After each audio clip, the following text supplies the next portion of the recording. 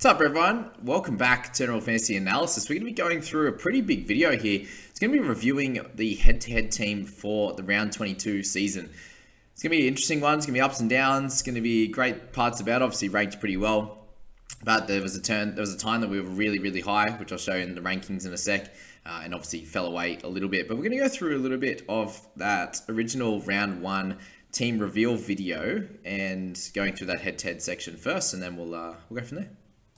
Strategy. We're going to talk about my team in a second, but in the head-to-head team, I've gone for a bit more of the guns and cash cow strategy, and my team a little bit more through the mid-ranges. Well, there lies our issues already. Guns and cashies always wins, and decided in my team to go a little bit more the mid-range style, and that obviously didn't work out as well. But the biggest thing we'll say just straight up is I had Damien Cook in the head-to-head team and had Reid Marnie in my team. And that's the difference between hundreds of rankings, even thousands of rankings, I would say. Just having those two and not having to move Cook all year, for example, was such a great one. But we'll keep moving. And mixing a couple of guns in there as well. So, yeah, very interesting. I was very tempted to downgrade one of these guys and upgrade elsewhere. I'm not exactly sure if I'm going to do it at this stage, but this is currently the team that I'm pretty happy with. I'm just wanting to put Burton in, who is not in this side at the moment. So we have Damien Cook up top. Again, someone that I think is going to do pretty solidly. It'll be a little bit up and down, the random 40 with a random 80 in there. Which worked out pretty well with Cookie. Only thing I did change, I remember I moved Madison's money to Matt Burton and luckily got rid of Billy Smith. So that's the way I went with that instead of this starter team. And we'll just open that up to the bigger screen there just to check that one out. So, because when I go to my team in a second, it's going to show all the current prices for these guys. So let's just jump and look in these guys at the top section anyway, in regards to pricing. So if you look at starting team, Cook was obviously perfect to start with. Madison had a really tough start, if we remember, and then dominated once he got down in price. He had that really good stretch. But at the start, I'm glad I got rid of him. Payne Haas, perfect start. He ended up scoring 85 in his first game. So that worked out solidly. He was a great one to pick. Obviously, only issues we had with Payne Haas was when he got injured. So that's completely fair. We had Kurt Mann, so he started really well, and he was someone that a lot of people were trying to bring in. It was just picking the right time to move him on was the best thing with him.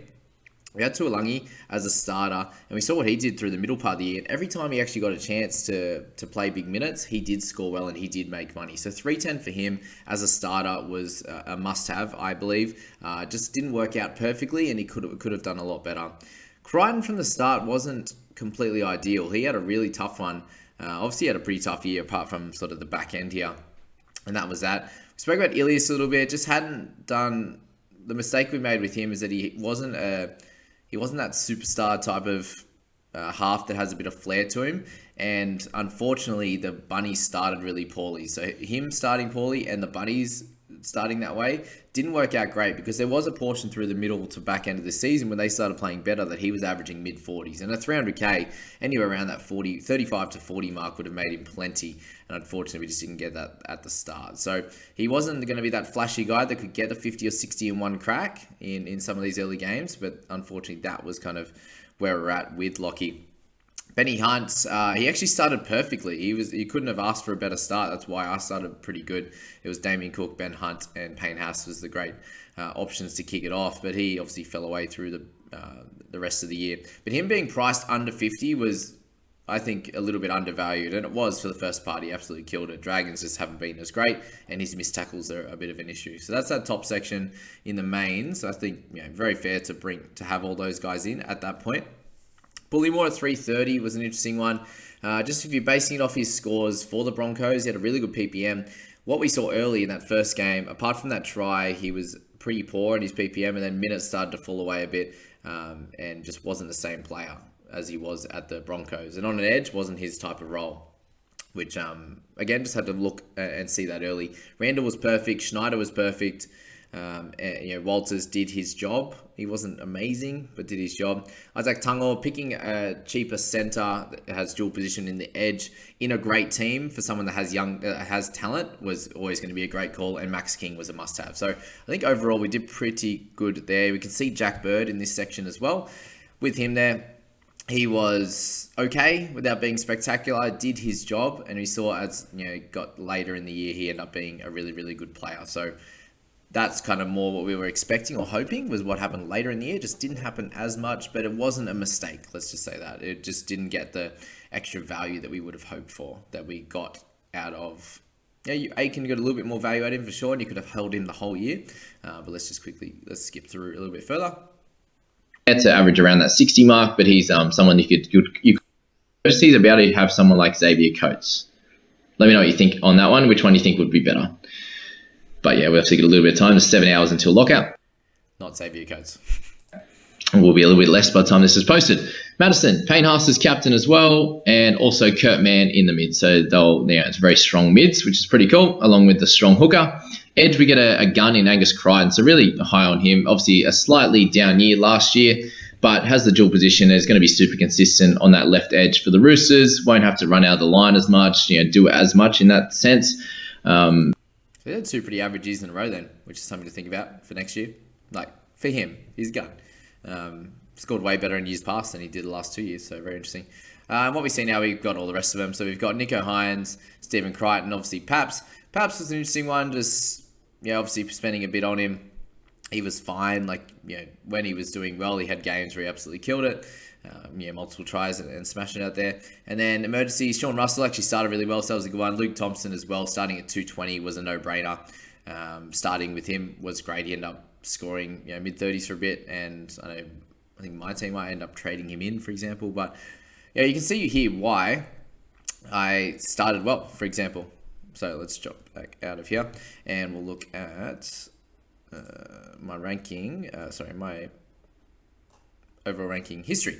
So we started the first one at 1700, and then you can see that overall team was pretty good to start off. Second week we had a really, really good one, so that got us down to 171 overall, and the worst we ended up from there was a 686 in round 7. So it really shows that if you can get that round 1 team correct, that you can do really, really good work. And we're looking at that team again, and we're seeing guns. We're seeing a couple of mid-rangers in Kurt Mann, someone who's a middle forward playing 13 that had a great chance of doing well, which he scored pretty well. He did his job. Jack Bird playing on an edge, and him in the centres. Again, him or Ewan Aiken, either one was going to do pretty solidly without, there was limited risks on those type of guys.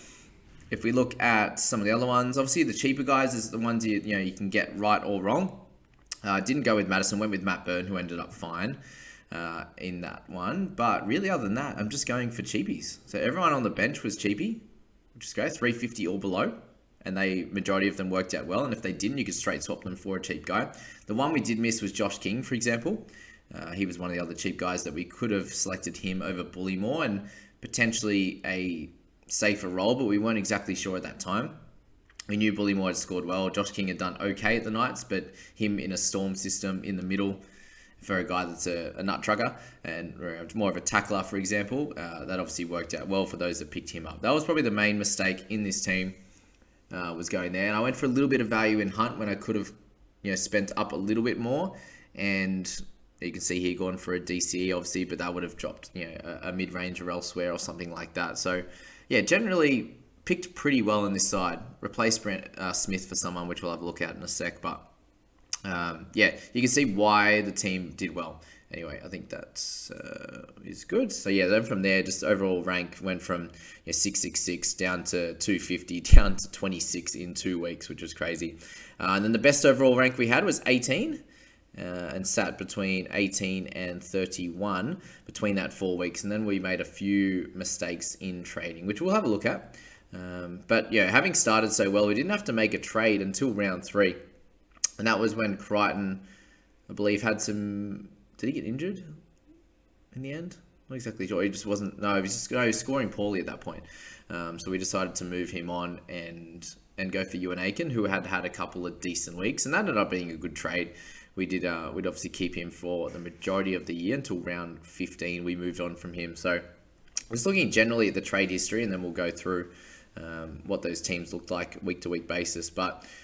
Crichton and Russell. So Russell got injured. We traded them out. You bring in Starling and Aiken. So Aiken was a centre gun. So you're trading a gun for a gun, one that wasn't performing well, which worked out fine. for someone who had a bit of money to make and was a keeper in their position, which is cool. And then Starling. So he obviously had some great weeks, and if you picked him up early, I think you did a pretty good job on him. If you picked him up a bit later, it didn't work out so well. So those two there, Starling had the potential to be a keeper because Hodgson was going down injured. It was obviously when Wolford came in that we were starting to have some issues because Starling was averaging 50 at that point. So you're getting two 50-point scorers for a injured winger and a slightly fallen gun. So I think that worked out okay. Ethan Bullymore to Brodie Jones worked out pretty solidly. Brodie was averaging 40 for a good portion there. And until he lost his spot to Fitzgibbon, which we did think was going to happen, we're in a pretty solid position there with that trade. Round 5, so Jack Bird to Taylor May. Obviously, getting on May pretty early was key, and Bird kind of hung Price there for a good portion of time. So overall, if you held Bird the whole time, it worked out pretty good. You got about what he was priced at, about that 43, and obviously trading him out and bringing him back in a little bit later would have worked out nicely, but Taylor May was really important. He did a great job up until, again, about that round 15 or so mark where we looked to trade him out there. So from there, Stephen Crichton trading him out in round 6 and Leo Thompson. Leo Thompson was completely fair. Like, he peaked a little bit in price. Stephen Crichton, that was a fair bit early, I would say, for that one. And that's something that you look at and go, okay, well, I'm trading in a Taylor May. Yes, Stephen Crichton lost his goal kick at that point to Cleary, but if I'm trading in a winger from the same team, there's a reason I'm doing that, because he's getting plenty of ball and plenty of attacking stats. Crichton was someone that he was hanging at an alright price around that 500k mark because he'd done really well at the start. I just suppose in our heads was like, well, could he continue doing that? If he had that 20 or 30 like that he'd been having that last week or two, could you hold on and expect him to get a good game or two where he gets 50? And that's exactly what happened. So that, thinking back, we probably could have done a little bit better with that one and just hold on to that. But what we did was actually bring in Kohler, who at the time wasn't doing anything crazy. He did improve over time there, and it ended up working out okay. But I think that one, the Ruben Cotter one, obviously was great, and actually, it feels like a long time ago, but it doesn't feel like he was playing in round 6, but he obviously was, and started scoring well, and we brought him in, and he did a good job. So Isaiah Papali'i, probably bringing him in a little bit earlier would have been better, but I brought him in a lot earlier in this team than I did the People's squad. So Kurt Mann for Isaiah Papali'i was a huge upgrade, and that was great. So it's a perfect trade there. Round 9, Brodie Jones is out of the team, and Kobe Hetherington. So we actually started with him in the head-to-head squad. That's who I brought in. I brought in Hetherington instead of Billy Smith. So did that work out? Yeah. Got a couple of okay scores from him early. But trading them to our Jackson Hastings, bringing him in at a terrific time. This is when I started making up big ranks in round 9, as you'll see down here. So round 8, I struggled a bit. Round 9, I brought in Hastings, and he killed it, for example. And I brought in Isaiah Tass. So unfortunately, that one didn't work out at the time, did it? But then it eventually did. So we knew what we were seeing out of him. He had some talent in a good team, and it eventually worked out. But I'm pretty sure I traded him out before then, didn't I? Yeah, round 12. So, yeah, that was an annoying one, but is what it is. Just shows that sometimes you need to keep the faith a little bit. But he did come in for like 1 week and then got dropped. So, yeah, strange. And then he ends his spot back and he kills it. So, yeah, we knew it was the right move. It just didn't play out the way we wanted to. Okay, Pap getting injured, straight swapping him for Tedesco was a great move. Always is, bringing in Teddy. Even though it was pretty close towards the final, the Origin time, as a head-to-head player in this situation, it was making sure that you made the correct selection and bringing in the best wing fullback at the time.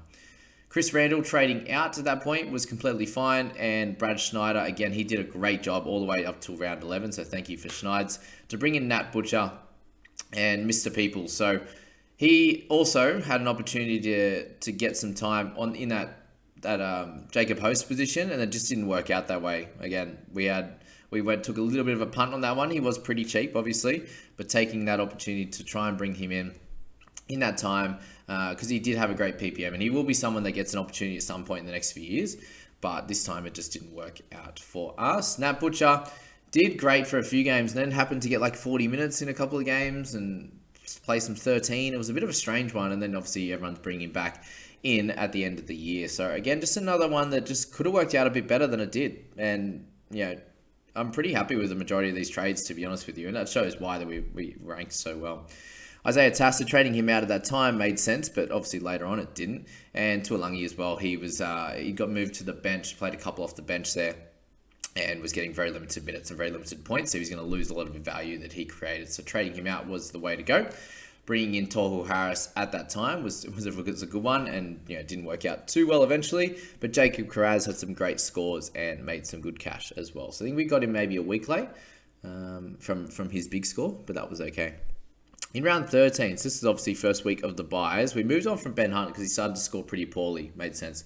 Billy Walters and Lockie Ilias in that week, and that worked out great. Ilias didn't play very well for a few weeks there, and then he kind of started getting good in the back end of that Origin period when Latrell was back and killing it, so that was fine. But bringing back Angus Crichton in that time, so trading him out at the start and bringing him back in. Look, it eventually worked out okay. He ended up scoring some big ones, but he literally got good score in round 12, I think. And 11 and 12, we brought him in 13 thinking he was back, and then he had a bit of an average spell from there.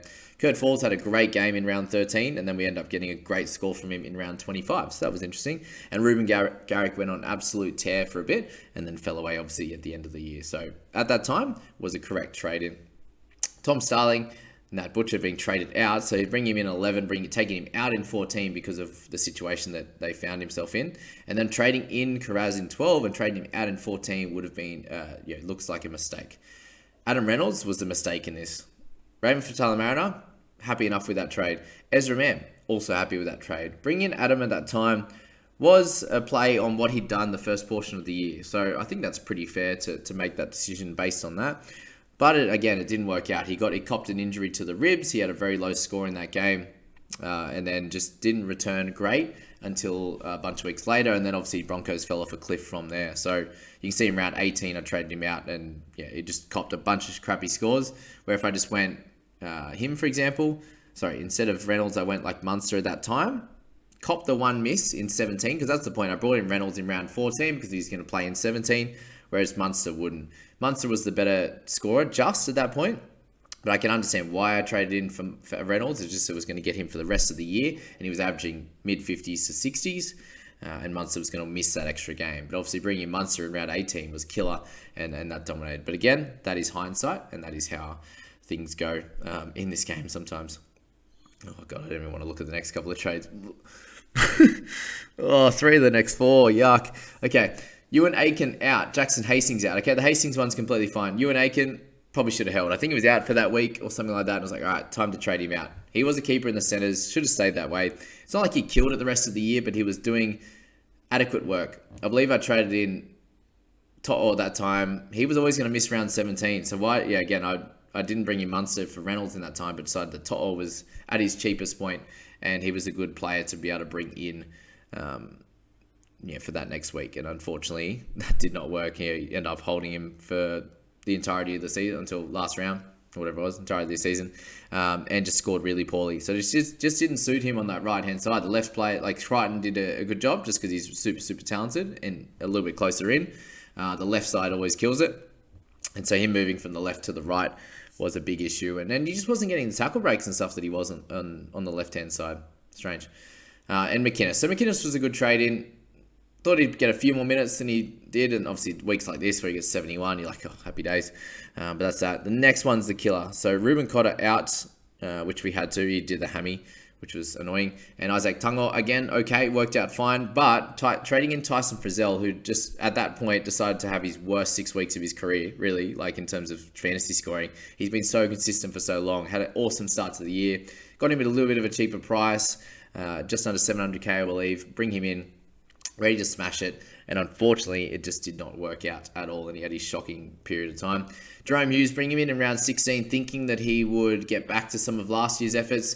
Every one of his stats were just that little bit worse. Tackle breaks were down, the missed tackles were up, all those things were just in the wrong direction either way, unfortunately, and that did not work out for us with bringing in Jerome Hughes. And I did the same thing in my team as well. I think in the same week, brought him in, so those two were shockers. If we look at round 17, trading out Payne Haas, I think worked out as a better decision. I know a lot of you guys did the same thing. So Payne Haas, Max King, and Trent Peebles out for Joel Fengawe. Worked out great. Chris Lewis, who just has a cash out for that week. He did score well in that week. And Zach Hosking scored great in that week as well. So 2 cash outs, completely fair. And Joe O scored great for the rest of the year. So I think that was completely fine. Adam Reynolds, 4 months, ended up being a terrific decision in round 18. Quite happy with that. Round 19, we used 4. So Frizzell out, Hughes out, Taylor May, and Ezra Mam. I think all of them are completely fair. Bringing in Cam Murray was awesome. Bringing in someone else other than DCE would have been better, for sure. Adam Dewey was a great trade-in, and then Aaron Booth didn't work out how he wanted it to. So DCE didn't work out, and Booth didn't work out. The other 2 did. So, yeah, you can work out that one as you please, as to how you want to think about that. DCE, bit unlucky. The situation was just a bit ridiculous, to be honest with you. So any other year, and he continues to average 65.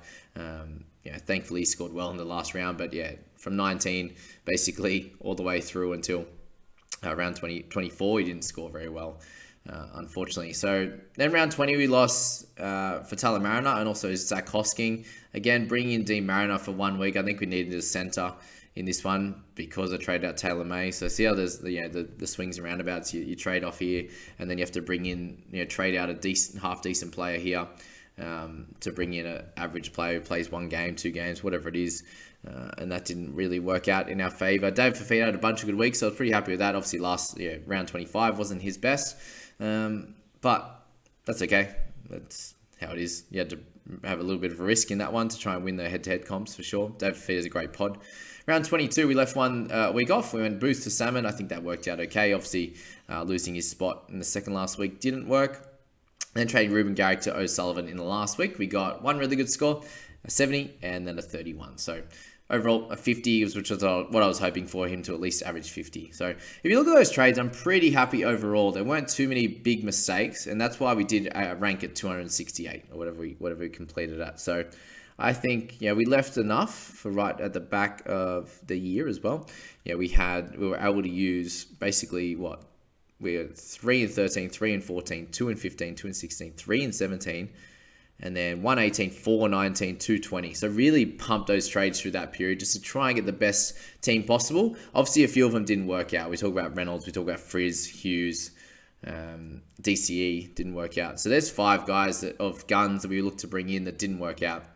And I think the biggest thing we've learned here is that in my team especially, just trying to pick some of the fallen guns or the guys that were a little bit undervalued, you would think, just didn't really work out this year. It was the top guns, apart from DCE, to be honest with you, even the top guns didn't work. So just picking the right ones and getting lucky with them. Tarpany worked out really well, basically the entirety of the second half of the season. You had Cam Murray, you had Damien Cook. They just continued to do great work.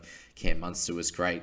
You didn't have Nathan Cleary's and stuff like that. So that part of it was very interesting, but yeah, and then this is the team we end up with. So we look at the end of round 24 squad, which is what we need to look at here. In terms of the amount of guns we had, you look at that top 4 and it's super strong. Papali'i, McInnes, Murray, Cook, Crichton, Harris, Munster, DC. Happy with that last that halves pairing. Just Kohler, you'd say in here that you wouldn't want in the centers, but again, I'd really struggled through that middle to back end, and I lost a bit of team value, which stopped me from getting a gun center. But holding Matt Burton all year turned out to be a great idea. He didn't score great at the end, but that was that. Teddy, Hines, Dewey, awesome. And that was just the trade-ins of To'o, just didn't work out well. Offhand Gowie was terrific. Dave Fafita in there's perfect. And Sean O'Sullivan, another gun. So really overall we had, I'd say 16 guns. 1 was fallen, and To'o didn't play so well. And Kohler was, obviously hit and miss average. He hit 13 in the last round. So really, if we were able to make a few more better decisions through that middle to back end there, we would have been able to develop and build up enough equity in the team to be able to get an extra gun or 2 in that 17. I think we would have been able to win 1 or 2, maybe 3 more of those head-to-head competitions, and then had our, obviously our 3 to 4 cash outs then. 3 cash outs would have been great and had a really good 18th man, so I wouldn't be struggling week to week in the last few just to get by and have a cracker team. So that was that. I found that very interesting to do. Let me know what you guys thought on that one. But yeah, this is the original team in the end, so we can look at it actually properly. So brought in, as we said, Hetherington, wherever he is, on the interchange, brought in Burton for that, and just moved the gun into that position. And then we can look at it weeks to weeks. So we were going to round 8, just in one of my worst weeks. My lowest rank there is 666. Started to build into a decent side. Round 9, we brought those couple of trades in, and yeah, so you see brought Cotter in 59. We've got Isaiah Papali'i when he recently brought in Hughes Ilias, which was ideal. Yeah, Hastings 51. We even had a Hunt 13 and a Tass 15, and we still did alright. We had the captaincy of Nico Hines. That's why I remember that. That was ridiculous. 132 when I captained him. But you see the constants there the whole time. Obviously, Cookie's the constant. We had Maxi King for the majority of the year.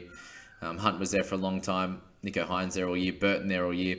It's important to have sort of that 7 to 9 players that you just hold for the majority of the year. That round 10 rank, I came second overall in round 10 with a 954. So that was pretty spectacular. Picked the right captain with Papali'i. So I went right captain in 9, right captain in 10. And that was pretty hectic there. Overall rank 31 in that point. Went down to my best ranking in round 18. So, best ranking of 18 in round 12. And we look at that squad there. And that still included some average scores. We had Hastings that started performing poorly. Only a 55 from Hines there. Taylor Mayer 37. Tungor 34. This is the period that Burton started to kill it. We had Cotter, Cook, Burton, Butcher with a nice score. Tohu Harris was doing his thing. Aitken was doing his thing as well. So, yeah, overall, yeah, Max King, Haas, and Tedesco bringing him in at the correct time. So, shows that it can be done, right? I started with a good, let's just say a good overall first team, and then just made majority of the trades were good, and they end up with a rank of 260. So, I hope that shows that it's not too ridiculously difficult to do. I know if we're gonna we look at the as well the emergency picks and stuff on a week-to-week basis. I just made good decisions here, picking Snyder and having him as the loop guy when Aitken didn't play. He got the 49 that week, for example. If you look at, I think might have been round 1. I think I was able to. Did I start with? I don't even know if I did. I didn't even think I ever brought in Nanai, for example. So that was interesting. But I was able to, Tungor there in round 1 was able to loop him in. I wasn't able to loop King in, for example, or Sean Russell, but that was a good start with the Tungor looping to get that right. And then here we had Leo Thompson with 45, but generally picked pretty solid there with those picks. And just week to week, I think we just did that better in this one here. So we missed out on all the low ones, which was fine. Got Birds 39 in that one, which worked out good. And then just a week to week, I think we just did a solid job. Obviously missed out on King's one there and played Hetherington instead. So, don't always get it right, but I just never miss out on those massive scores, which I did in my team. So, bench roulette just didn't work out too well in my squad. But again, we're going to have a look at that. I'll look at that one individually, and then we're going to go through with Mr. Scoop, Mr. Lockie Smith on the people squad and really go through that one in detail. And that will be a little bit different to how I just went through it. But it'd be a nice discussion nonetheless. So I really hope you guys enjoyed this one, and I really think it's going to be a great use of your time and energy in the preseason next year. And I hope you come back and watch again next year. I appreciate you guys so much for being here, and we'll catch you in the next one.